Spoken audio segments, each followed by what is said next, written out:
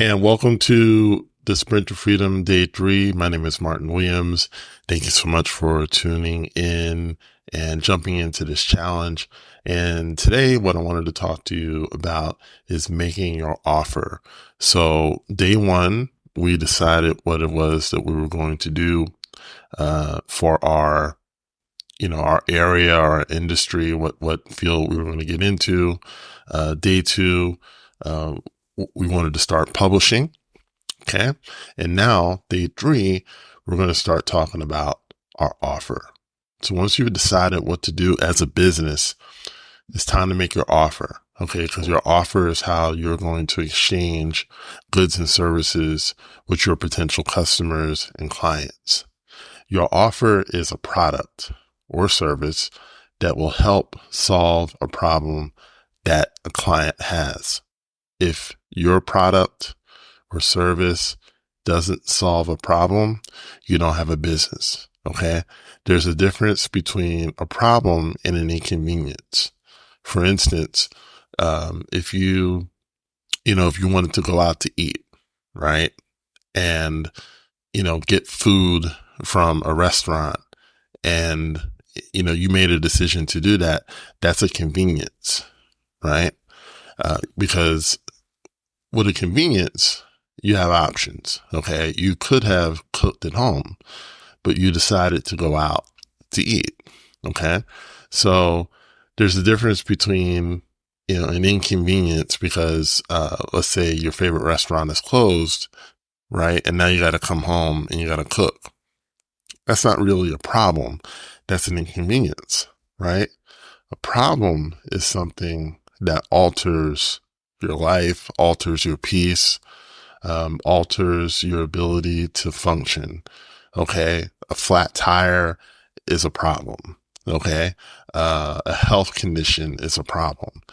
And so, problems in your marriage, that's a problem. That's a problem because that's going to affect not only your relationship, but it's also going to affect other areas of your life.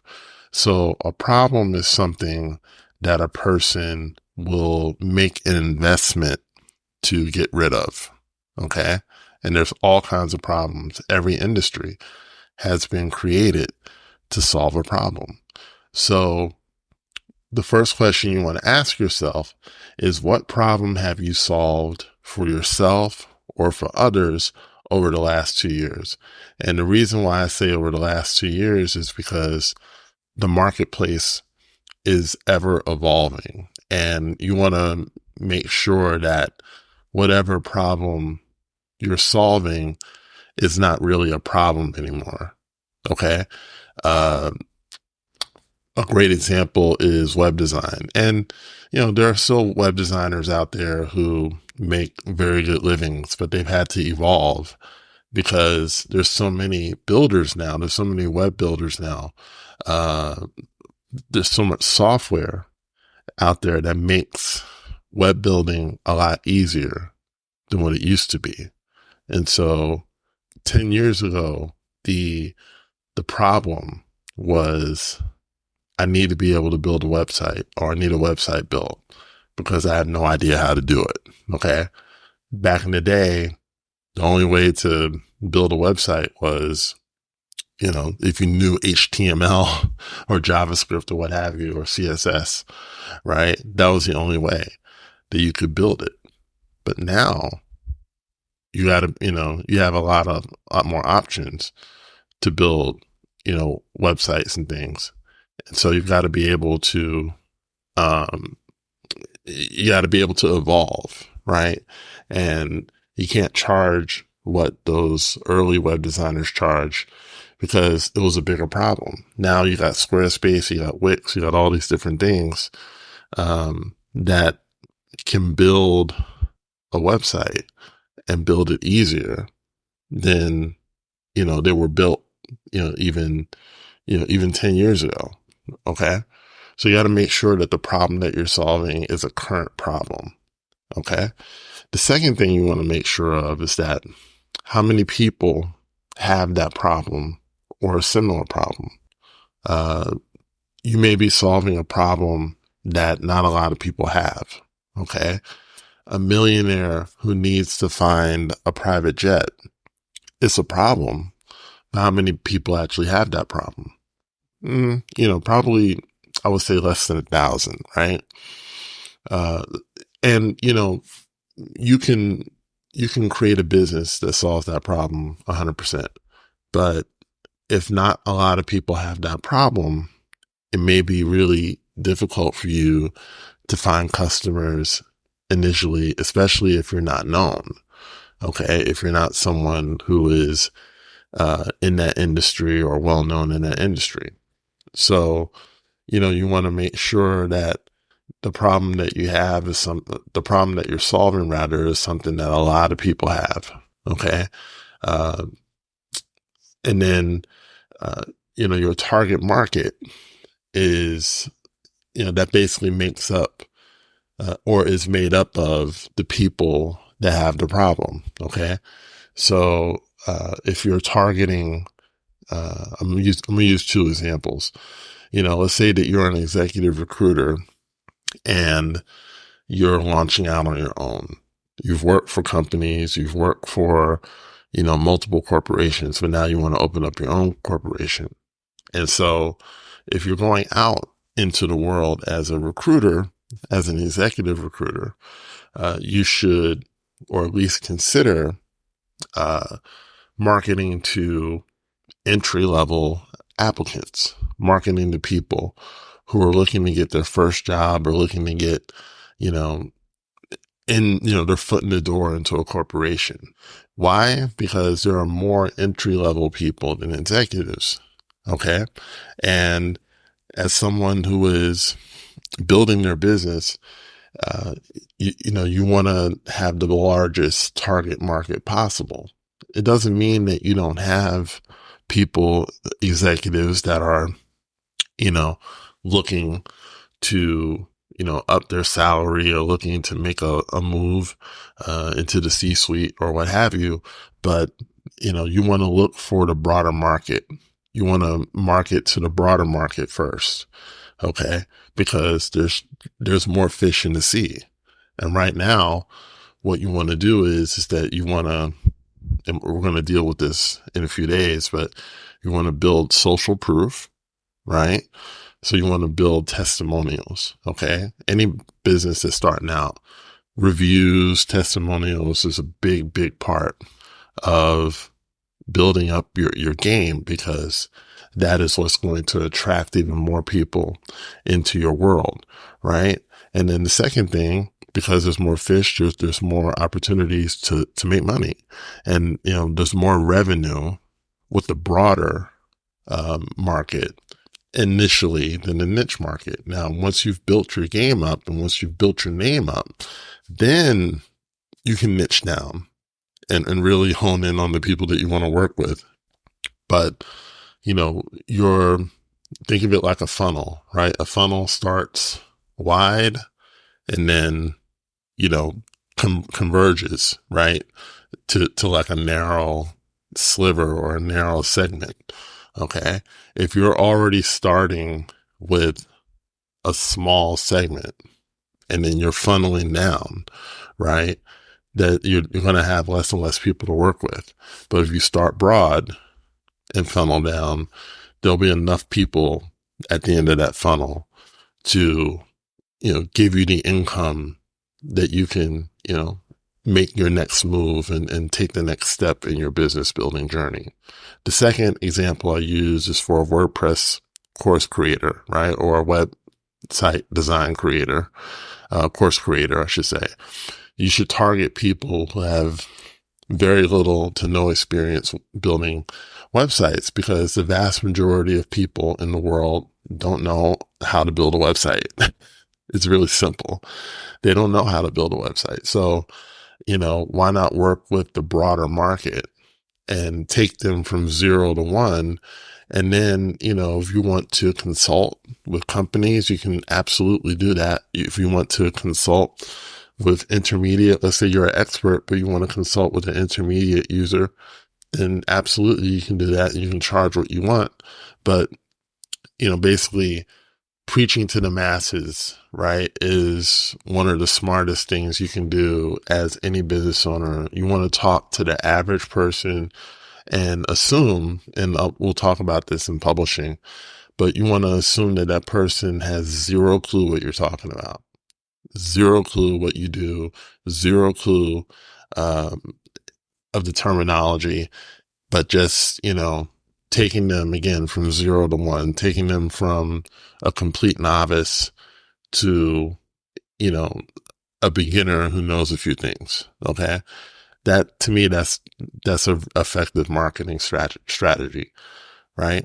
And then in the music world, when you think about somebody like a Rihanna or a Lady Gaga, these, and those are just two examples, but, you see examples in pretty much every genre of, these singers who start, they start singing what they like, right?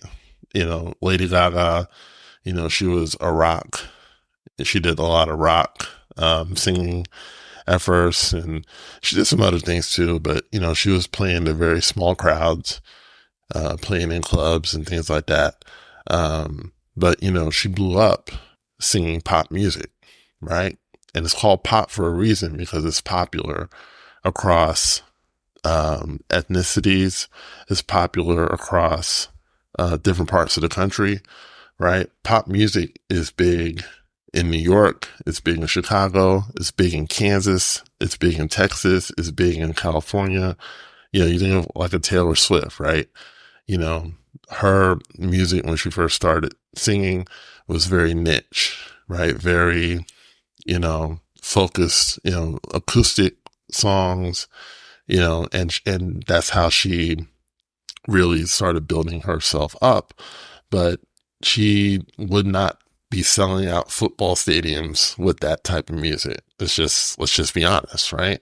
She's selling out football stadiums because of pop music, right? Her market is bigger because of the music that she sings. Okay. Rihanna, same way, she started singing reggae music when she first came out, but now she's, a household name because, she started singing more pop music, more mainstream music. So my point is, don't be afraid to go mainstream initially so you can eventually work with the people and do the things that you want to do. Go mainstream first and then niche down after that. Okay. So the last part is you want to solve a general problem to earn trust. Okay. There's this phrase in the marketing field called know, like, and trust, right? So when you publish, people get to know you. That's why we say, 70% of your marketing should be to solve like a minor problem or talk about the problem and then, offer, quick mini solutions, right, to a problem. So, that publishing gets people to know you, and you become someone who is familiar. Okay. Now you want to get to that next part, which is like, okay. And that's your personality. I can't really help you with your personality, but, I think the biggest thing I could tell anyone is just be yourself. Don't try to be something that you're not. Be, the best version of yourself in your publishing. And, don't try to sound like something or someone. Don't try to talk like someone else. Don't try to be something that you're not, because people figure that out really quickly. If you talk like a corporate person, then talk how you talk, because that will resonate with people.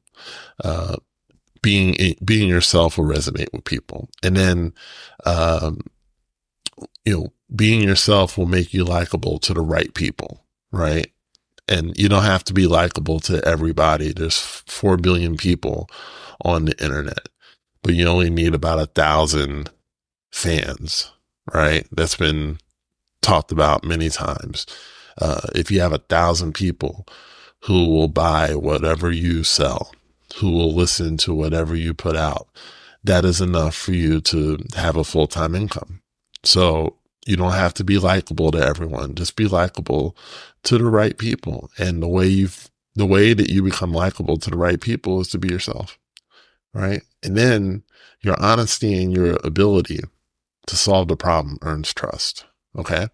So once you become known and people decide, hey, I like this guy or I like this woman, then now your whole goal is to show that you have the ability to solve the problem.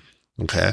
So you basically put yourself out there as an expert, as someone who knows what they're talking about. And then, you solve problems in real time. Okay. You use your content to solve problems. And once you do that, and we'll go into this in day 4, once you showed the ability to do that, you will earn trust. And then once you've earned trust, then people will invest in you. Okay. And you decide what you want to charge. But, for most people, I think the sweet spot for your offer is probably like a $97 offer, right? You can go low if you want. You can go higher if you want, but I think the sweet spot is $97 because, it's under $100. Most people have enough discretionary income, to part with $100. And especially if it's a problem that needs to be solved. Now, again, that's why you want to make sure that you're talking to people with problems, and talking about the problem. You also want to make sure that your offer solves the problem, because if it's a big enough problem, $97 is not a big amount to part with, right? If $97 would save your marriage, or if $97 would save your business, right? Is that too much? For most people, it's not, right? Some people wouldn't spend it no matter what, but that's not really your customer, right? Your customer would look at that $97 and say, that's nothing to save the thing that I need to save or fix the thing that I need to fix, right? If you have a flat tire or a car problem, there's no amount of money really. I mean, as long as you can afford it, it becomes a priority because you need your car. You need your car to get to work. You need your car to get around. You need your car to just have freedom. You're not at the mercy of, public transportation or Uber or whoever, right?